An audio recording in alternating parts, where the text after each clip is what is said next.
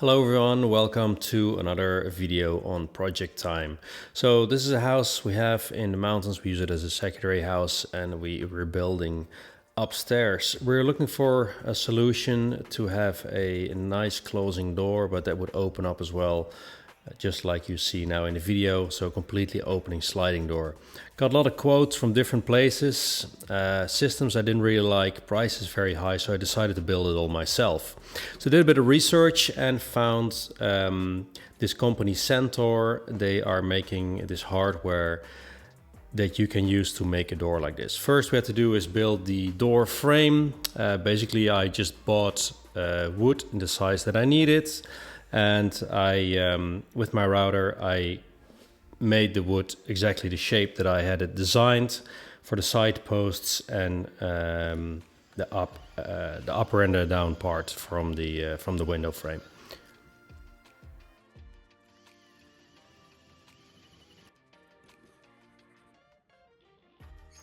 Now the design of the window frame is very important, especially the exact width of the window frame, because the doors are not individually adjustable. So basically the doors, they're attached together.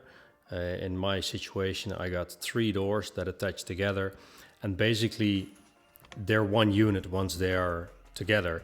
So for your gaps that you have on the sides, on the side of the window frames, it's 7 millimeters, and between the doors there's 4 millimeters. And the window frame had to be exactly the correct width for the doors that I had designed.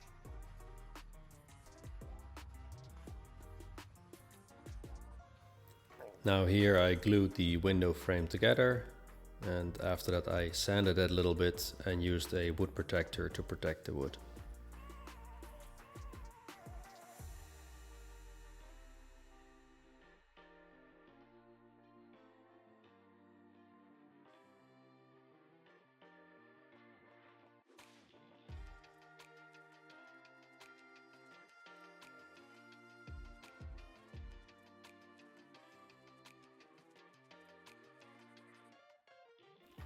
And as soon as the door frame was completely ready, I had my contractor put it in place. And in front of the door, we created then a balcony, just like you see here. Okay, so then the door frame was put in place. It was time to unbox my parts that I had ordered from Centor. I ordered them with a company in Holland called Berghout. They were very supportive in helping out to make sure that I ordered the correct parts.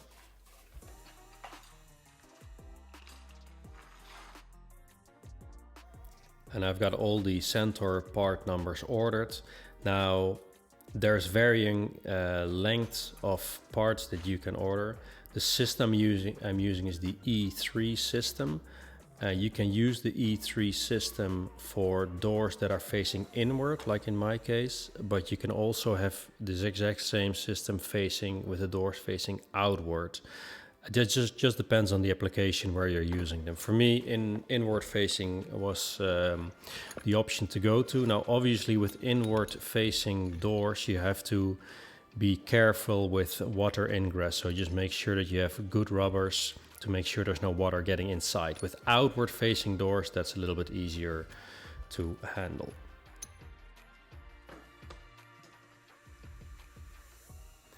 And if you're ever thinking about making something like this yourself, I found the hardware of very good quality. It's really nice to work with. Also on the website of Centor and also of Berghout, you can find a lot of different diagrams of what exactly you need to order for your combination. Now there's a huge variety of combinations. The door panels can be virtually any width, I think up to like 1.20 meters, you have to double check.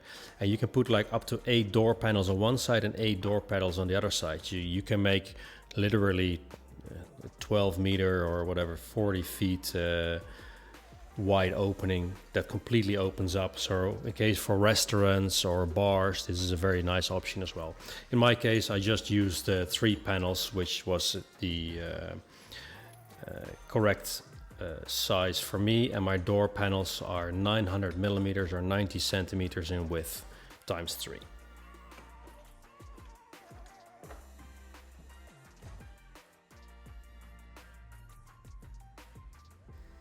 I actually had a quick look in the brochure. So you can do 8 panels either side, 1.2 meters width, and that comes out to almost 20 meters or 60 feet of width, so quite a lot.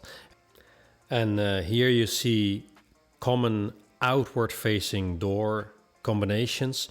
There's the same amount of combinations possible with inward facing doors. Here you can see how the upper sliding rail fits in the door frame, and then the middle door hanger slides in just like this. It slides very smoothly, and because the whole door is suspended, it's super easy to open and close the door once it's completely hung.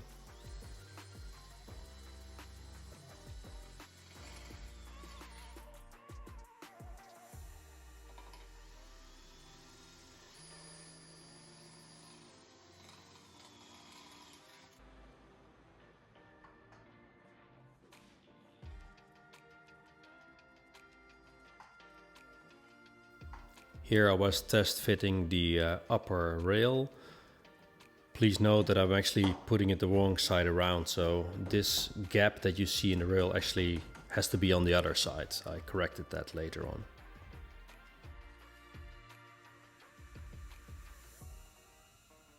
Now, once the upper rail was put in place, I put the lower door rail. I only put it on 2/3 of the door frame because I didn't need any more in my case.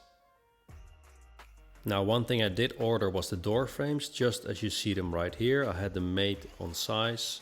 I just had to modify them for my application. So with my router, I routed away parts of the edges where the door had to fit into the door frame.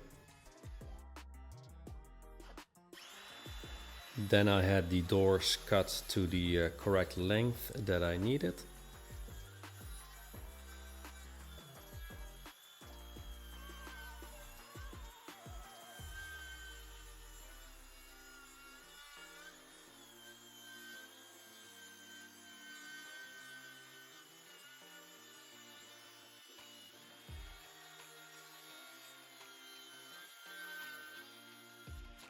And then it was time to test fit the hinges and measure out where they had to go exactly.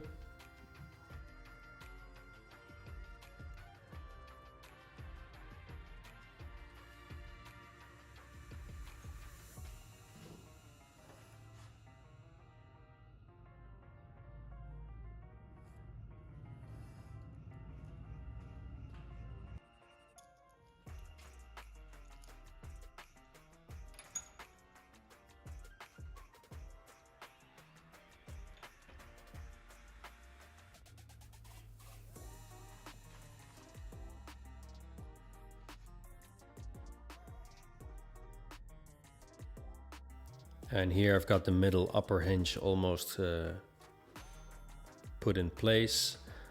I drilled these pilot holes later. To install the door, you actually have to put the hinge into the upper door rail first, and then as you hang the doors, you have to attach the hinge.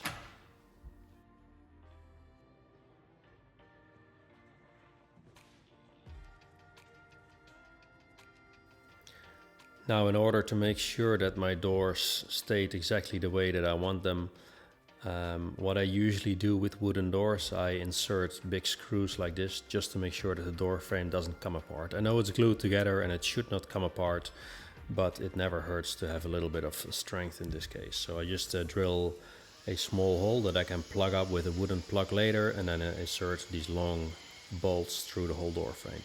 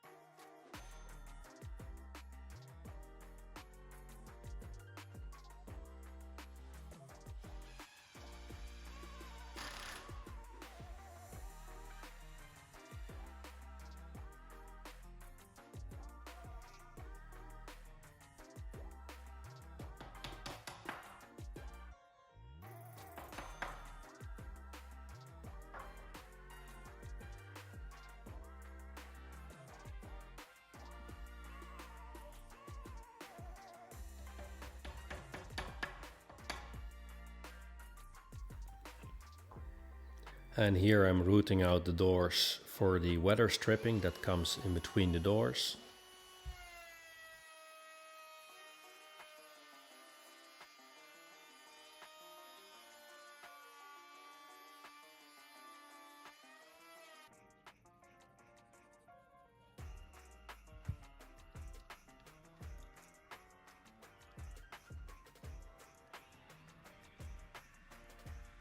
And then it's finally time to install the doors for the first time to test fit.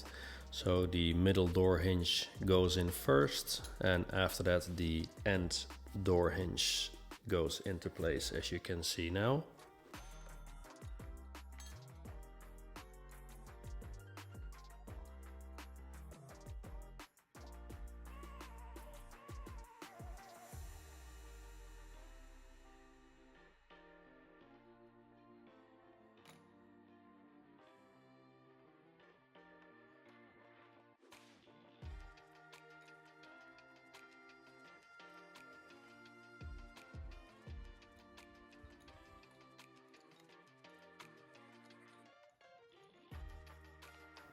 Now with this adjustment screw, you can vary the side gap of the door between the door and the door frame to adjust the doors in the correct position.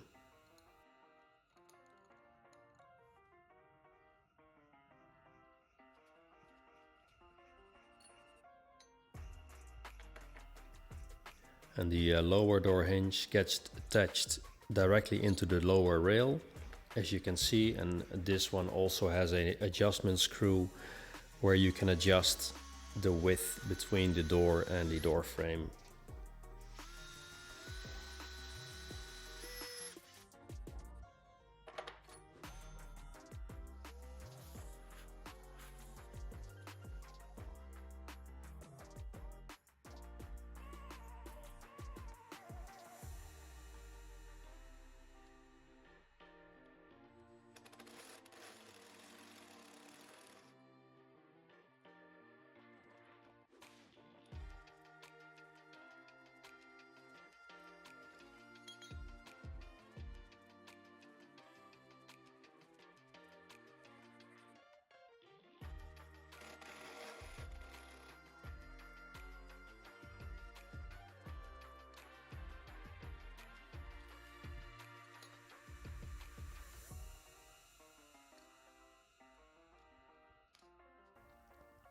So then when it's finally time to test fit the first door panel for the first time. Initially I used a little bit thinner and shorter screws because I knew I had to remove this door panel a few more times before final installation.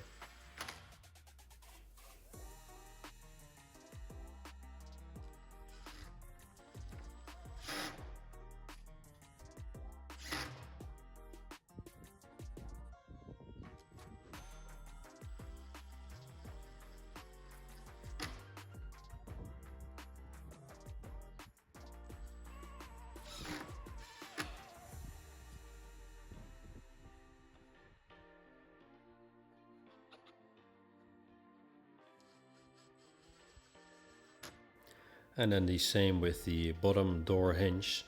This door also has a middle hinge, which I installed a little bit later.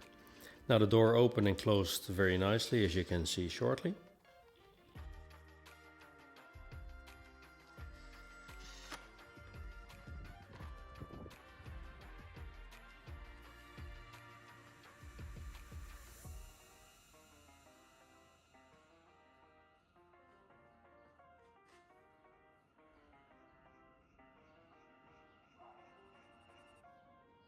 So then it was time to install the middle door panel, or the second door panel as you will. There are 3 hinges between the first and the second panel, and they just get screwed on like this, and then the middle panel gets attached into the upper and lower rail with their respective hinges, as you can see here.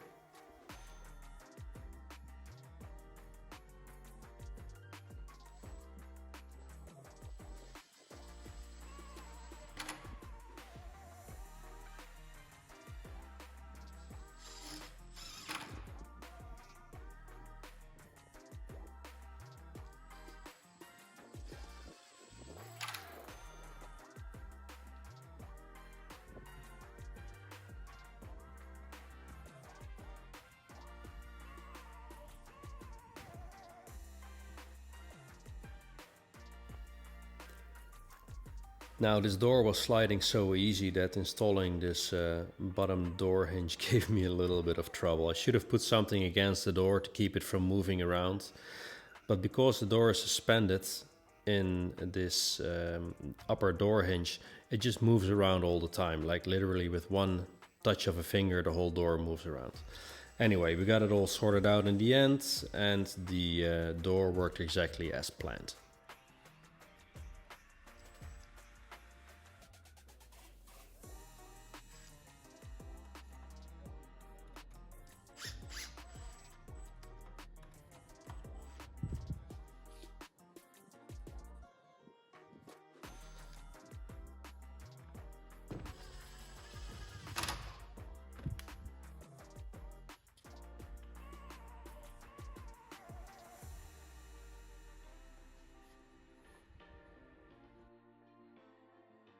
Now that door was sliding very well. Now for the last panel, it's a little bit more work. The last panel is the actual door itself with a locking mechanism. So I used my router to make the necessary gaps into the door so my locking system would fit correctly.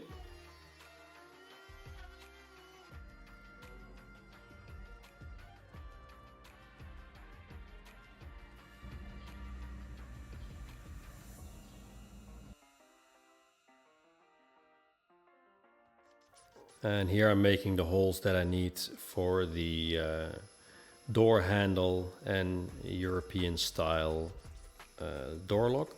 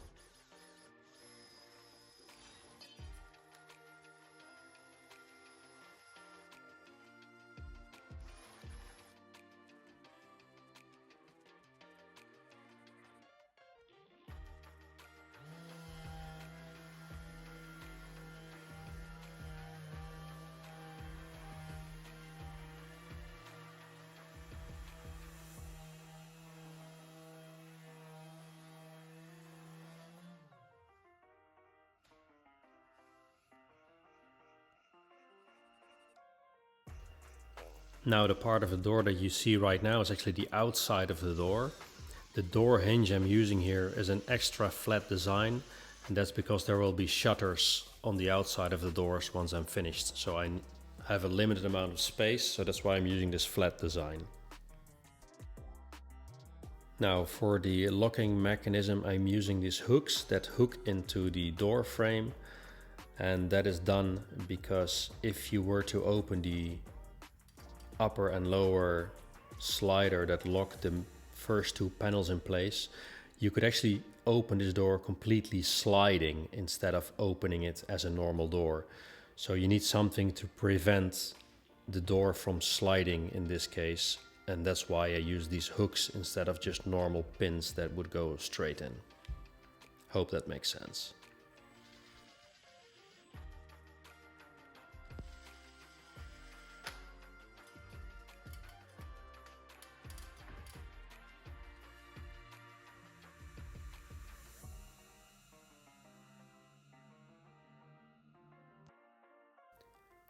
So the final result was very nice. Now this is the lower slider, and there's also an upper one that go into the first door panel to prevent the door from opening and to make sure it stays shut once it's in the shut position.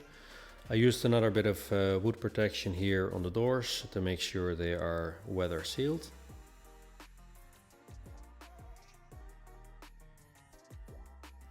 And this is the upper door hinge to make sure that the door stays in the closed position.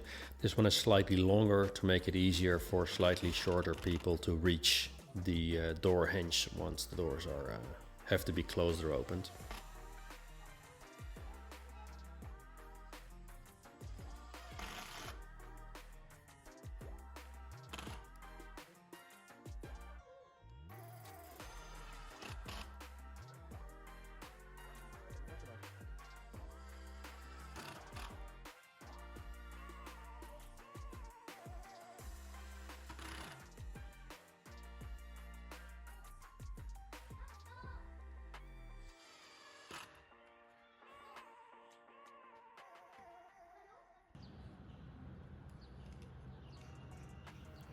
Now the glass for the door, I had it ordered exactly to size. I'm using some silicone to make sure that they sit correctly and weatherproof into the door frames.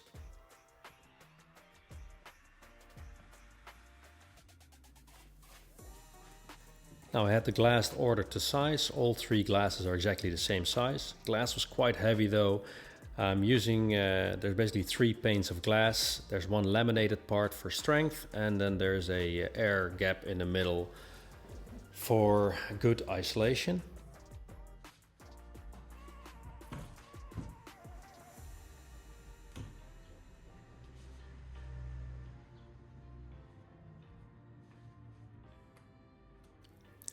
Now, as soon as the glass was in place, I used my pneumatic tacker to put the glass in its final position.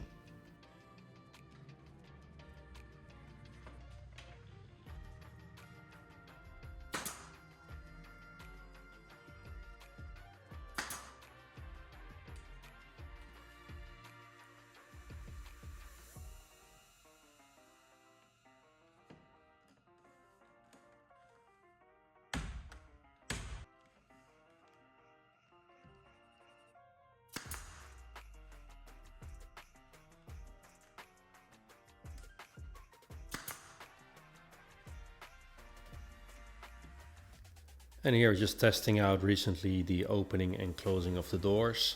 I'm really surprised how easy they slide open and close. Literally with the touch of a finger, you can open this panel. And I'm only using 3 panels, which is like almost like the minimum that you could use. You could use, of course, 1 or 2 as well. But even if you were to have like 7, 8 or 10 panels in a row, for that matter, they would still slide exactly the same. So it's actually a really nice system. I'm very impressed with the hardware. It slides super nice and it's a good quality, so I highly recommend this. Now personally, I really like working with wood. I think it's a very nice natural product that gives a very nice quality feel and a good atmosphere. Now, I've done multiple projects in the past: garden sheds, doors, windows, bookshelves.